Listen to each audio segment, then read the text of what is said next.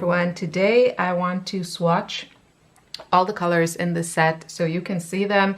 As far as I know, the paint is just regular, beautiful, but regular Holbein watercolors. And I think all these colors exist in their range. So, you know, even if you don't get this particular set, this is to me more of a collector's item.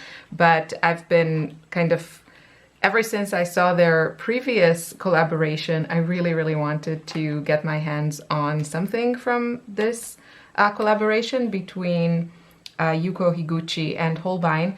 And so when I saw the set, I decided that was it. And I just want to show you the colors.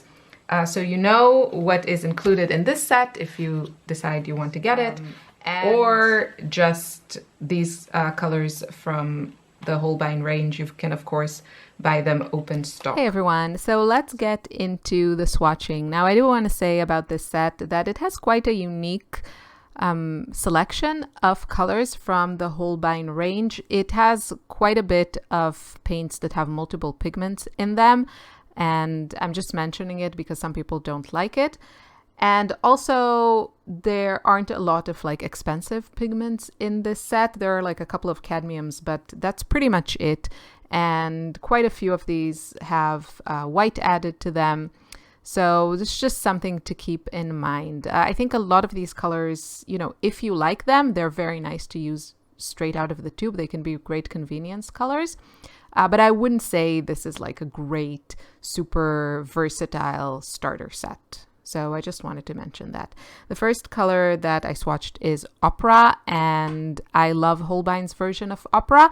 I kind of tend to use their Bright Rose just because I really like it, but their Opera is really pretty. It's not as garish as other versions, and if you like that, you know, super bright, neon-y pink, but that is not like completely fluorescent, then Holbein's a good option. Next we have Brilliant Pink, and this is an example for one of these colors that I think works best as a convenience color, kind of straight out of the tube. It's a more pastel-y pink, and I think, you know, if you're an illustrator, then these kinds of colors might be very helpful for you to have, that you don't have to always mix things from scratch. The next two colors are not exactly my cup of tea, just personal preference and taste.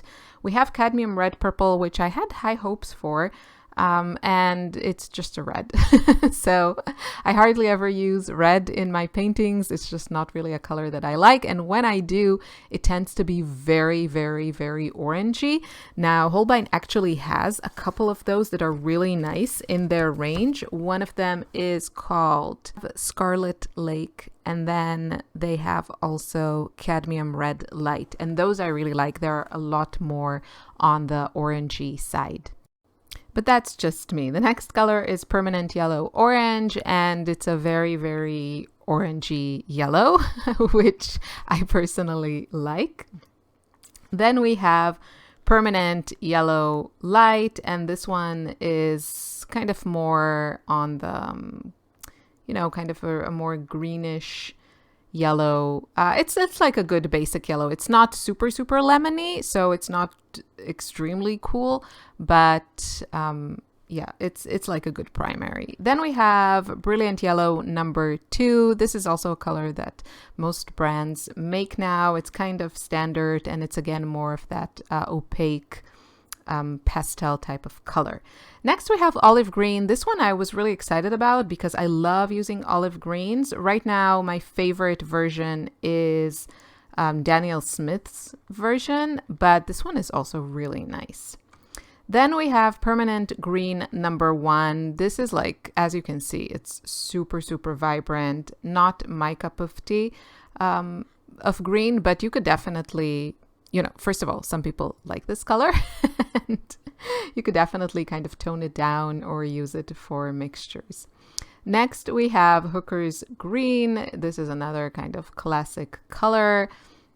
Not my favorite, but yeah, that's just me. And then we have Emerald Green Nova, which I was really happy to have in this set. Holbein has a few kind of interesting, more like minty greens in their ranges, and not just in watercolor, but also in their pencils and their acrylic wash and their oils. And so I was curious about this one. This is basically just like a yellow and a green, phthalo green mixed with white, but it's really cute. So I think I might try and add it to my palette and see what I think of it. Then we have sap green. Now we're moving on to the turquoises and blues. So we have turquoise blue, and this is basically, it's like the blues are mostly kind of a concoction of pretty much the same pigments in different ratios. So the first one, turquoise blue, is phthalo green, phthalo blue, and white mixed in it. And then we have peacock blue. That's the second square there. This is phthalo green and phthalo blue. And then we have horizon blue, which is the same pigments again with white. So all of these blues, they can be kind of pretty to use as they are, but again, I really don't think this is a good basic palette to have. It's more of like an additional palette or just like an interesting color story. So yeah, I say it like it is. Then we have royal blue. That's the fourth square. And this is indanthrone blue. It's one pigment. That's a beautiful color to have. And I really like it. I tend to use more ultramarine, but this is a very popular color and for good reason. Next, we have indigo. We have Holbein's version of it. And, you know, it's nice. It's deep, dark. It has a little bit of black in it. And it's just every palette needs some darks. And I used to love using indigo. I kind of moved on to other colors. And my favorite indigo is Schmincke's version, which doesn't have black in it. So if you're in the market for a new indigo, I would say try Schmincke, but this one is nice as well. Next, we have lavender, and this is a beautiful version of this color. This is basically ultramarine blue with a little bit of purple and white mixed into it. You can mix it yourself, but I enjoy having this as a convenience color in my palettes. I use it a lot. I love to use it as kind of a sky color. So yeah, and Holbein's version is really nice. Next, we have permanent violet. It's a purple. I'm not a huge fan of all of these. It's not this specific one. Then we have lilac, which is kind of like wisteria. It's that kind of more pastel-y violet color. It's cute. Next, we have yellow ochre, which super standard color, and Holbein's version is really nice. The next one is Davies Gray, and this is an interesting color. It's basically yellow with some black and white, but it's kind of a cool, not too deep, neutral-ish color. And the last one is Umber. So I want to say about this set, I think it's a really fun palette. As you can see, you kind of have everything. You have the pinks, the reds, a couple of yellows, lots of greens, lots of blues, and then a few purples and some neutrals.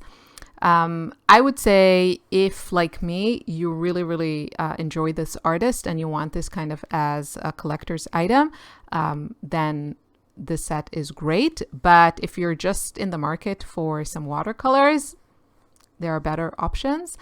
Or, you know, you can pick out, based on the swatches that you saw, a couple of colors that you're really curious about. So I hope this was helpful to you.